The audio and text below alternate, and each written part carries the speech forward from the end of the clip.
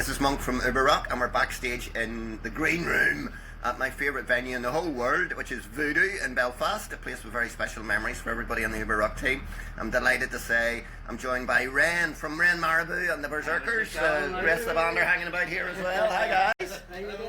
Your latest raid to this part of the world, we can't really say north of the border because you've sort of come south and east. Do you enjoy playing Belfast? Yeah, we love it. I think we were saying this is our 5th time in Belfast, but this is like a venue we've been trying to get a show at now for a while, so we're delighted to be here in Voodoo.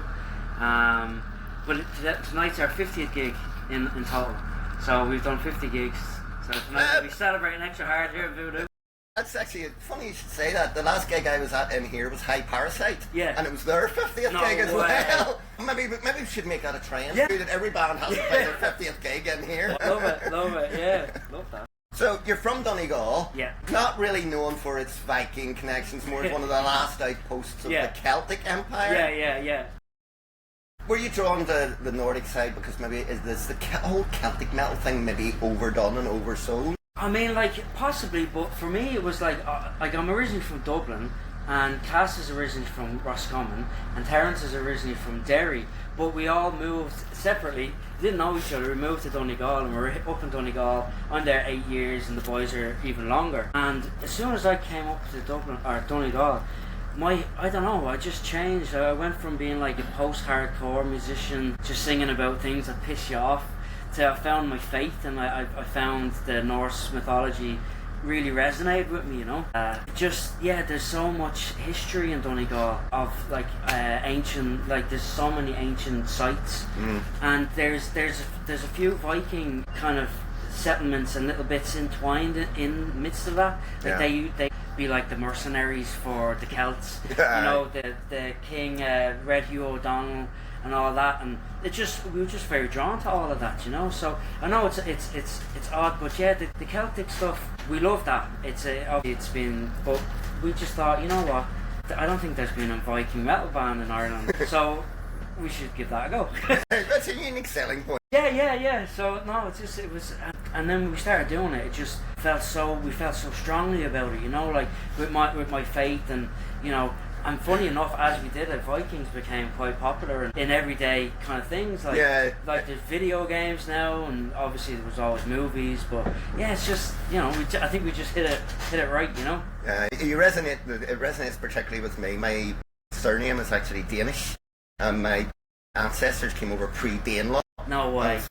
From settled in the Midlands, even before the initial real Viking invasions. They sort of came over in the first wave.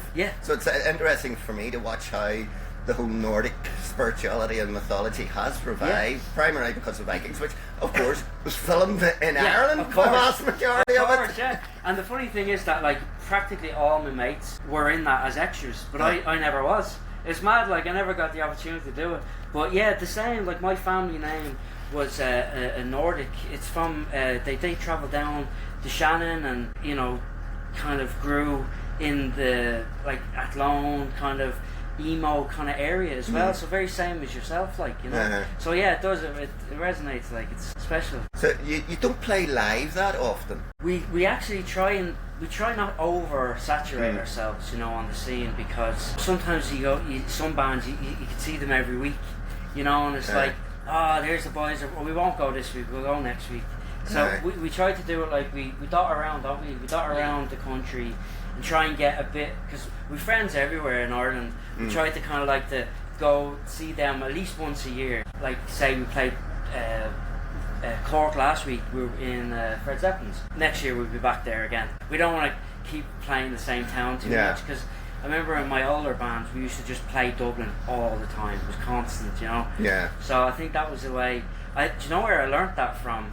I don't even think it was a direct thing that they told me, but the Irish band Dead Label. I used to just from watching them, I'd see that they didn't play that often, and then they'd play a show and it'd be jammed out. They'd have a great show.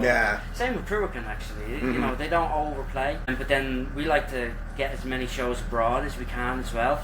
So that takes up most of the money, the funds for putting on the shows. You know, like you go over to Italy. We're going to Italy in August, and last year we were in Sweden and Italy, and it just takes up most of the budget for the shows, to be honest. So playing the few Irish shows like once a month kind of thing, and it works with our own live personal life schedules and stuff, you know. Yeah, it's I've seen so many bands that have oversaturated their home market.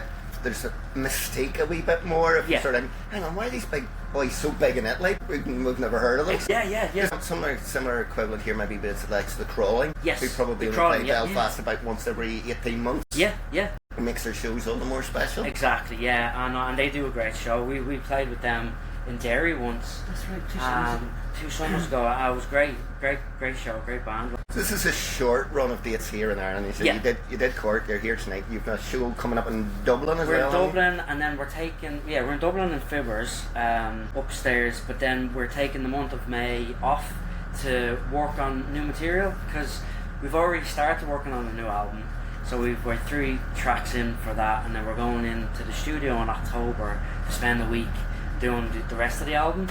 So we just really wanted to spend the month out of shows and just really focus on the new stuff, because it is taking us in a slight different direction, ever so slightly. So it'll be interesting to see how it pans out, really, to be honest. But so, and then we're back in. We've 5 shows in June, and then we've the foreign shows then in the summer. So yeah. You sort of preempted my next question, which was what's next? Is there a new album on the horizon? So you've just be answering all these awkward, silly questions that journalists ask. The cheat sheet. It doesn't exist. No, we're working hard on the new songs and the new album. We've already got like a few things lined up label wise and promoters, and so it's going to be really exciting. But I'll give a spoiler now. The new album's going to be called Eternal Roots. That's an exclusive, not told nobody. We love an exclusive here at Uber Rock. Yeah, so it's very much because I recently lost my mother, so there's a song on the album dedicated to her, and the whole album as a whole has kind of like a kind of back to your ancestors and your roots, you know, eternal roots, and so it's gonna be a nice special release, you know. But people that know our music is probably like, Jesus, what is this lot on? Because the last album we released was dedicated to my dad. I lost my dad, and we had a song called Holy Mountain that was dedicated to my dad, and the whole album.